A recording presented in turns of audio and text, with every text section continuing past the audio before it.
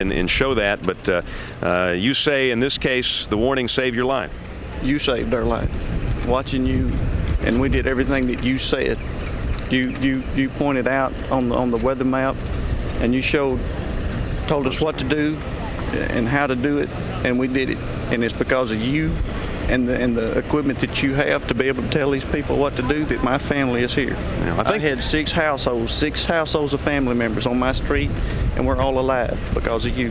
Well, I don't know about that, but I think the important thing is for people that are watching to understand they got to take this stuff seriously, and you're a testament to that. If there's a tornado warning for your neighborhood, don't fool around with it. For all the people who have the wives or the grandmothers who seem to panic and, well, let's go get in the closet. Let's go get in the closet. Every time a warning comes up, take that dead serious, because your life depends on that. When they go, and Mr. James Spann says you go to a place of safety, you go. Well, God bless you, and I'm glad you're alive, and thank you for sharing that story with us. Okay. After dinner, we was watching the news, knew the weather was getting bad, and so watching the weather reports, and then they gave the tornado warning for Jefferson County, it was West Jefferson County. So I got my family, and we got in the center of the house and even made a lean-to with a mattress and got up under there. And I had gotten back out from under it, walked in there, and I was watching the TV, seeing where it was at on the radar. And then I heard it. I heard it outside, heard it coming. And I ran back in there and jumped up under the mattress and said, hang on, here it comes. My first thought was, well, it'll tear the roof up or it'll blow the windows out, But it hit the house and in a matter of a few seconds. I heard the transformer outside explode and the roof ripped off, and it literally picked the whole house up and just slung it up into the woods. I mean, it just in a matter of just a few seconds. And so the next thing I remembered was waking up, looking up at the rain. And couldn't move. I wasn't sure what had happened, but I knew something. I felt like something was on me. Is what I felt like. I wasn't sure, what had gone on. But my wife was probably 10 or 15 feet from me, and Nathan was laying next to her, and I could hear John Michael and Margaret crying. They were probably 20 feet away, and it took probably 4 hours for anybody to get to us. I had a concussion, so I was kind of in and out of consciousness. My neighbor next door had gotten up and out from under there. They had gotten up under their porch, which was the only thing left. The rest of their house had fallen into the basement or gotten blown away, and he went and got help, and so they came and got us out. They got me and Nathan out first and carried us out. They carried me out on a door. I could hear them saying, we have no way to carry him out, and somebody, I found a door, and so they picked me up and put me on a door and carried me through the woods, probably a couple of miles before they could actually get to the ambulance. And I remember seeing just a line of emergency vehicles and ambulances and all the lights flashing, just lined up down Warrior River Road. And then they put us in there, and I was kind of in and out of consciousness. And the next thing I really remembered was waking up in the hospital, and I guess it was the next day. It was a day or so after the tornado, and I was in the hospital. And I found out, I have, my wife had broken 7 ribs and punctured a lung and broken a leg, and she was pretty banged up, but felt like she was going to pull through and be okay. And then my little girl, who was a year old, had a head injury, a slight fracture, but she was fine. They had let her go with the next day. And John Michael, my youngest son, had broken a leg, and he had gotten to go home. But found out Nathan's injuries were much worse. And it was 10 days after that, it was April 28th, Nathan passed away. And at the funeral, we had it at our church, at Metro Church of God.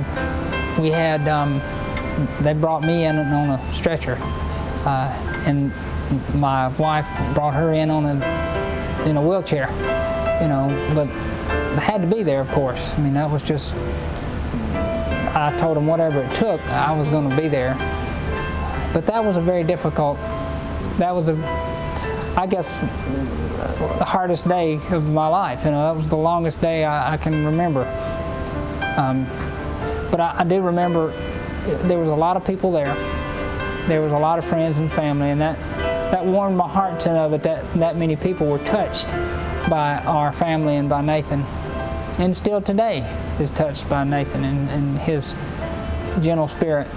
Nathan was a very special young man. He was 8 years old, and he loved the Lord. He used to tell his mother when he was little, real little, and he was 4 and 5 years old, that he wanted to go to heaven as a child because he wanted to play in the tree of life and he wanted to swim in the river of life. And that was really his heart. That's what he'd been raised to love the Lord, and he did. He loved the Lord. We had done what we thought was right. We got in the center of our house, and we'd gotten the mattress and gotten up under it. And while I think that may have played a part in not all of us, having any more injuries than what we actually did, I would recommend a couple of things. One, if you have a basement, get in it and make sure that it's safe in that basement. And we recommend things like, I recommend putting like bicycle helmets on your children. Nathan was, his injuries that took his life were head injuries, is what killed him. And we just didn't think about it at the time, but if we'd have let him put his bicycle helmet on, it may have saved his life. Allow me to preach here for just a minute. If you've heard me speak to your group, your school, your civic club, you've heard me say a couple of things. Every house has to have a plan, and every house has to have a way of hearing these warnings. Hearing the warnings, the best thing is a weather radio. We can only hope these folks heard the warning, which was excellent. The other part is having a plan. Everybody in your house ought to know where to go in case of a tornado warning. You don't have time to think when it's right around the corner. And I wanted to show you a classic example of what we say is true. When we talk about a tornado plan, we want you in a small room near the center of the house, away from windows and the lowest floor. Now look at this home here. This is a classic example of what happens in an F5 tornado, the largest. Again, right here, the wind speed was over 261 miles an hour. I'm standing in the bedroom of this home. Notice here, the roof is gone. In fact, there's no roof on the home at all. The walls are gone in the bedroom. What happens when a tornado strikes a home like this? The roof goes up. A tornado is a region of storm updraft. When the roof goes away, then often the walls go away, the exterior walls. But notice, the interior walls are still standing. So if the folks in this home went through their tornado plan, they would have been fine. We hope and we pray that they did. Small room, lowest floor. This is a one-floor home, near the center, away from windows. Thus, if they would have taken this room, for example, this closet you see right behind me, they would have been perfectly safe. The walls are standing. The door is still here. In fact, we even still have coat hangers hanging in the closet. And if this was not the plan, maybe another interior hallway right to my right, the hallway you see right there, the walls are standing. They would have been just fine. So wherever you live, consider having a plan for your family. And if you don't do it for you, do it for your kids. And what's a little concerning, I had some people today say, well, I live in so-and-so. It's a good thing that these tornadoes don't happen where I live.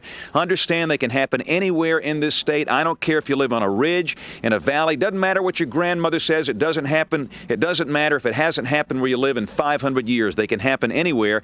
Have a plan. Pick that safe place, that closet, that hall on the lowest floor, and be sure the kids know, and there's a good chance you and your family will be okay if this ever happens in your neighborhood. On Palm Sunday, March 27, 1994, a very moist, humid air mass was in place across the state, and with the approach of a major storm system, severe weather was expected. By mid-morning, severe thunderstorms developed rapidly. One storm over St. Clair County. That storm would drop a tornado near Raglan. It would stay on the ground through parts of Calhoun and southern Cherokee counties. The F4 tornado hit the Goshen United Methodist Church during their morning worship service. 20 people died inside the church and 92 were injured. A tornado tragedy of historic proportion.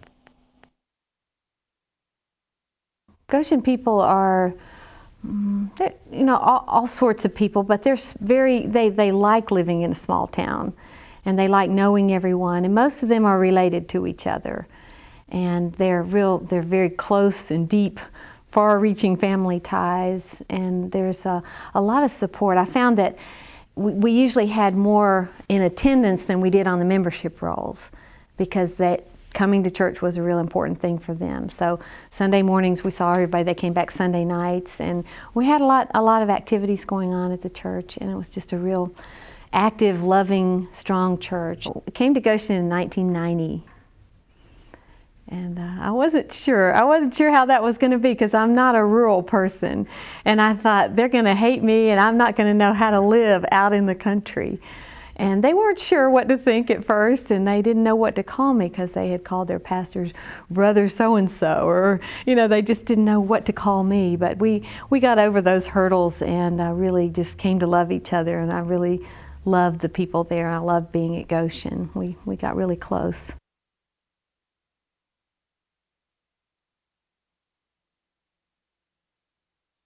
It was a regular Sunday.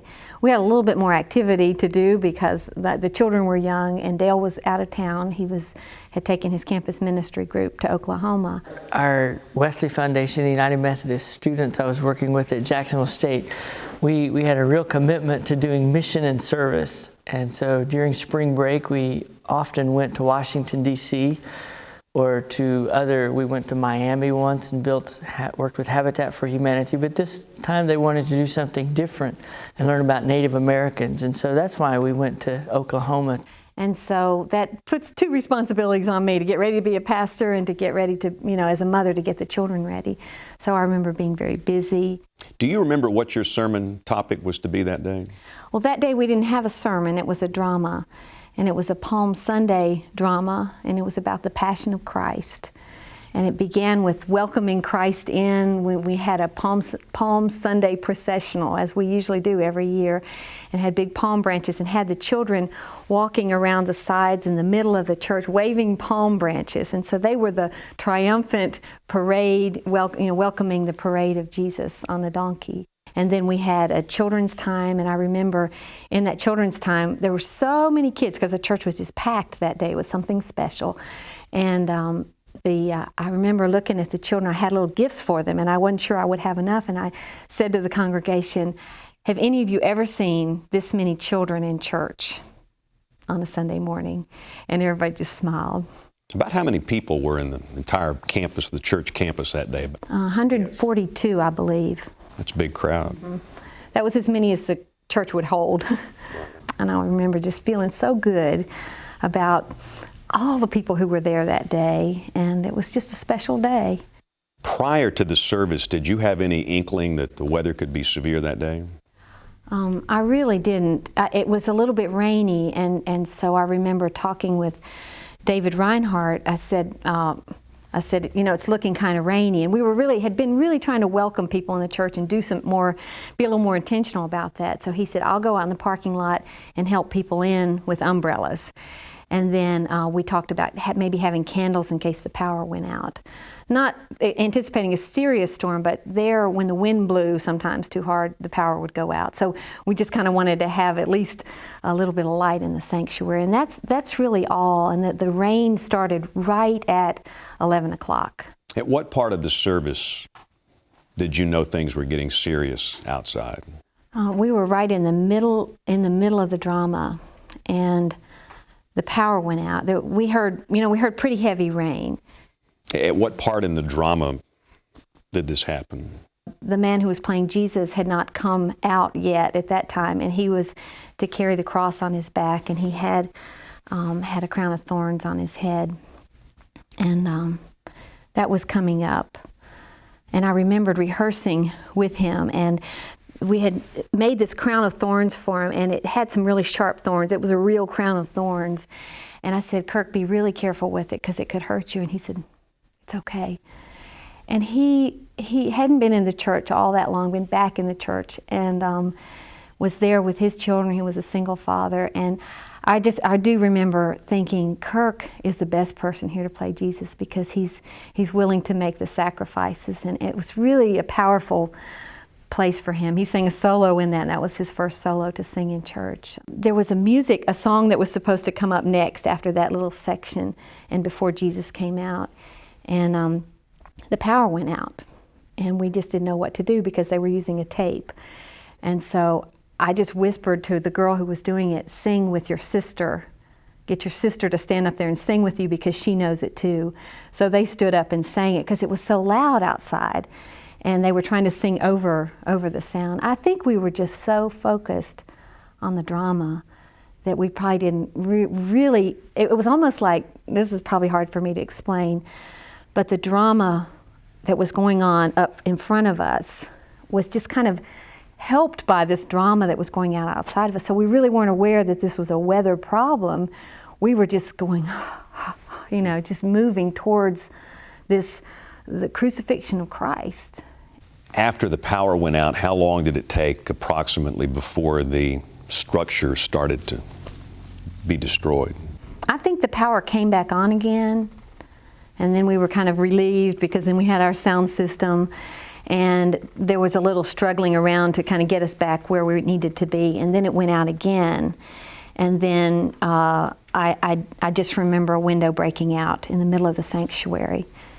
And then really quickly, in just a few seconds' time, all this happened. Most people ducked down. A few people ran. I got up. In my mind, I remember thinking, Hannah's over there and the little children are there. Everything's going to be all right, but maybe we should all get under the pews. And so I ran towards her thinking, I'm just going to make them feel better. Just get under the pews and wait this out. And apparently she was running towards me. She and two friends were holding hands, and they were running towards us because nobody knew which way to go. We didn't know what was coming. And just in an instant, everybody went in different directions. What was the last thing you remembered? Did you black out during this whole ordeal? Or did you remain conscious through the entire thing? I think I was pretty conscious. I remember thinking, ooh, something just hit me in the head and it hurt really bad. And I fell. I fell on my shoulder. And then I stood up, and I was one of the first ones to stand up. That's why I don't think I blacked out or anything. And I was one of the first ones to stand up, and it was like a battlefield. What did you see? I saw people covered in dust and maybe living, maybe not. I couldn't tell. But the image that I have is looking down and seeing that battlefield all at my feet, and looking up and seeing the sky.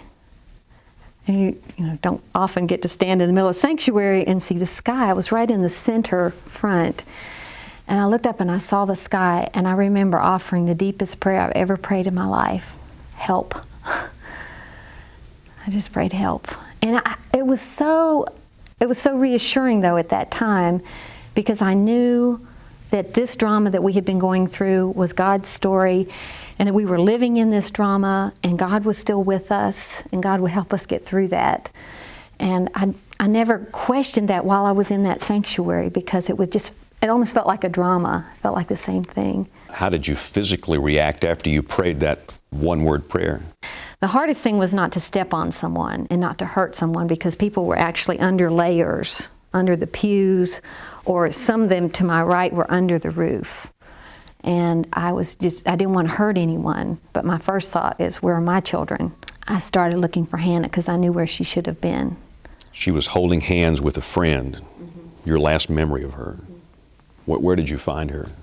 She was under a pew, and I just remember talking to her, and I patted her, and I said, Mama's right here, and I just tried to stay with her. And then I saw a rescue worker coming, and I thought, okay, here's our angel. Because that was the first rescue worker I had seen at that point. And maybe that was 15 minutes later, I don't know how long. But it was a miracle that anybody knew where we were. And I just waved, were there children up here? Because I knew there were a lot of children. They were all in the front row.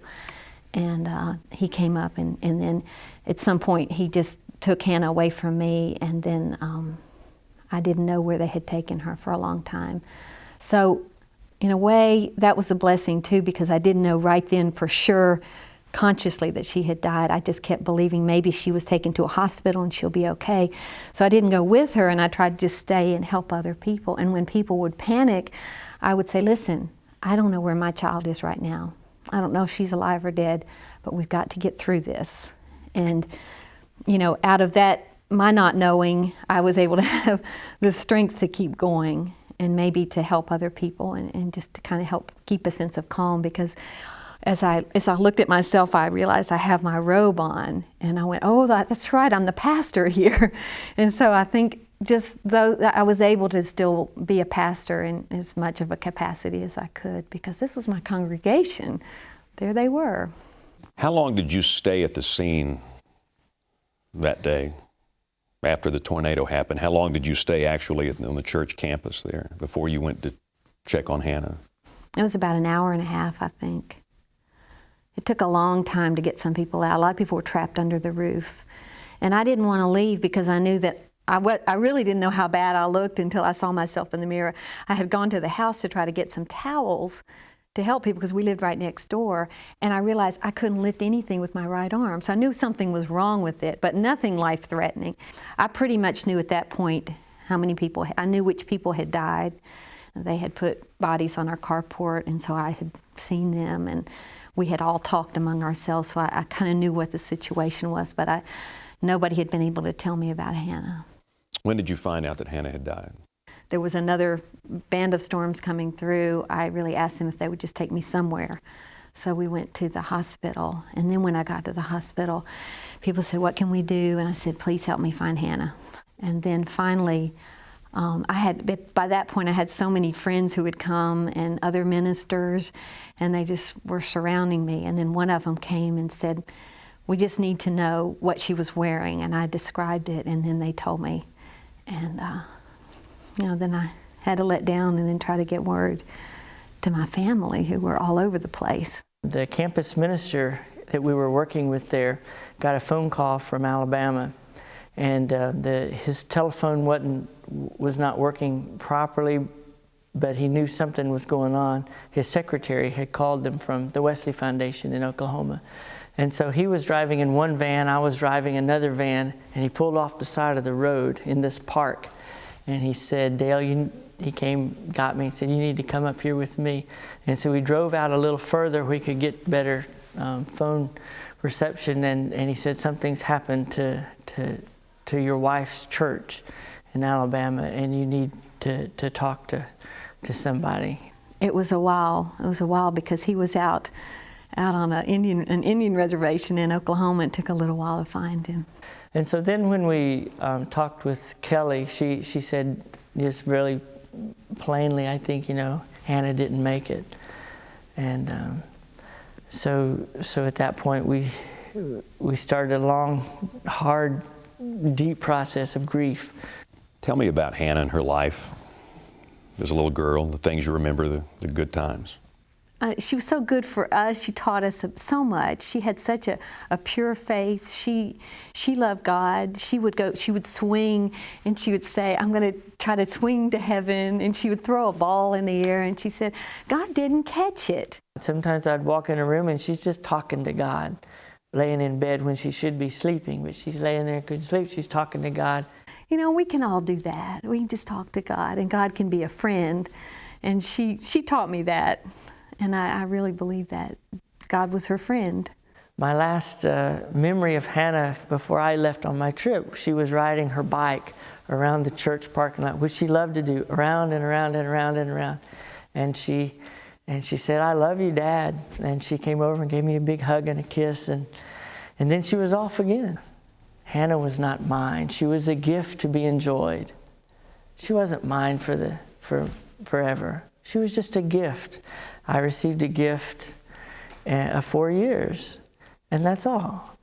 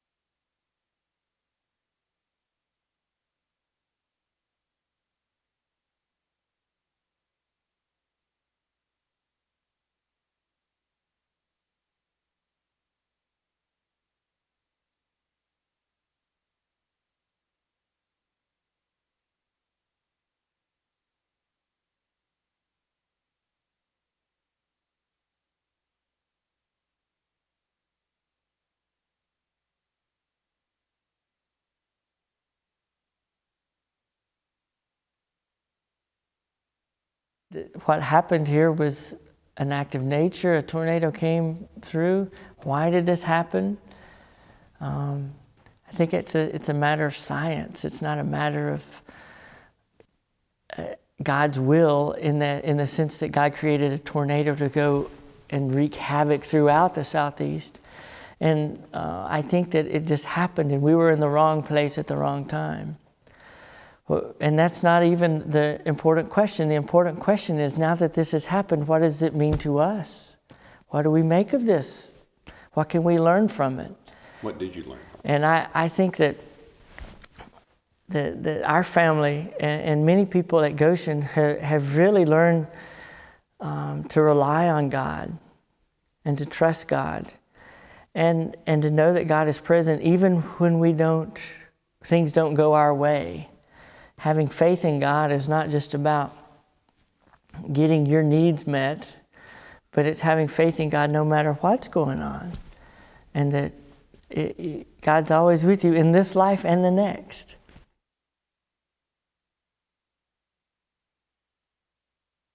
Wrong place.